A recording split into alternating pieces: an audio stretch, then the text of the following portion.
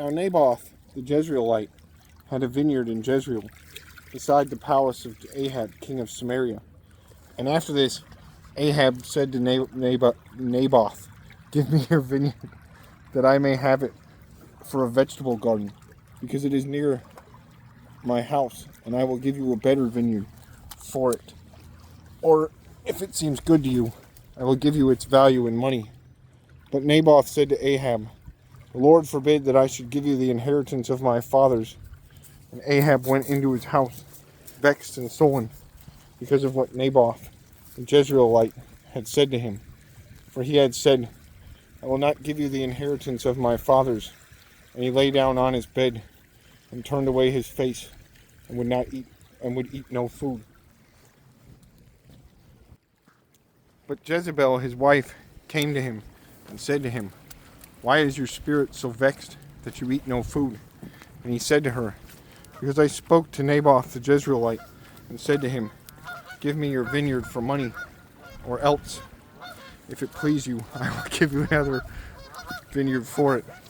And he answered, 'I will not give you my vineyard.' And Jezebel his wife said to him, 'Do you now govern Israel? Arise and eat bread, and let your heart be cheerful. I will give you the vineyard of Naboth the Jezreelite.' So she wrote letters in Ahab's name, and sealed them with his seal. And she sent the letters to the elders and the leaders who lived with Naboth in his city. And she wrote in the letters, 'Proclaim a fast, and set Naboth at the head of the people. Set 2 worthless men opposite him, and let them bring a charge against him, saying, "You have cursed God and the king." Then take him out and stone him to death." And the men of his city, the elders and the leaders who lived in this city, did as Jezebel had sent word to them, as it is written in the letters that she had sent to them. They proclaimed a fast, and set Naboth at the head of the people. And 2 worthless men came in and sat opposite him. And the worthless men brought a charge against Naboth in the presence of the people, saying, "Naboth cursed God and the king." So they took him outside the city and stoned him to death with stones. And they sent to Jezebel, saying, "Naboth has been stoned, he is dead."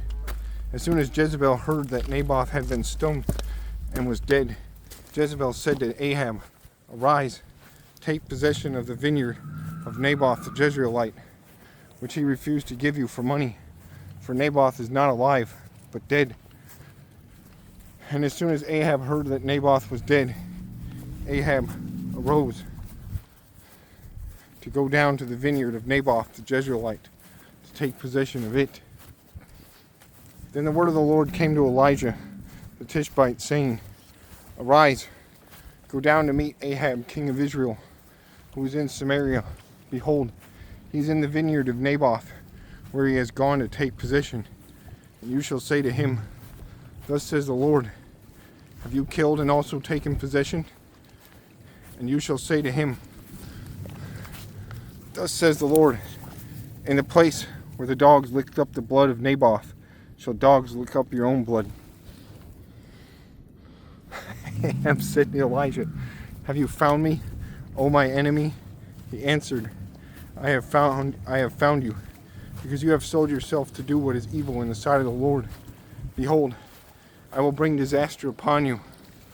I will utterly burn you up, and will cut off from you, and will cut off from Ahab every male, bond or free, in Israel. And I will make your house like the house of Jeroboam, the son of Nebat, and like the house of Baasha, the son of Ahijah, for the anger to which you have provoked me, and because you have made Israel to sin.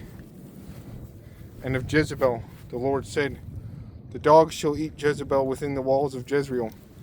Anyone belonging to Ahab who dies in the city, the dogs shall eat, and anyone of his who dies in the open country, the birds of heaven shall eat. There was none who sold himself to do what was evil in the sight of the Lord, like Ahab, whom Jezebel his wife incited. He acted very abominably in going after idols as the Amorites had done, whom the Lord cast out before the people of Israel. And when Ahab heard those words, he tore his clothes and put sackcloth on his flesh, and fasted, and lay in sackcloth, and went about dejectedly. And the word of the Lord came to Elijah the Tishbite, saying, have you seen how Ahab has humbled himself before me? Because he has humbled himself before me, I will not bring the disaster in his days, but in his son's days I will bring the disaster upon his house.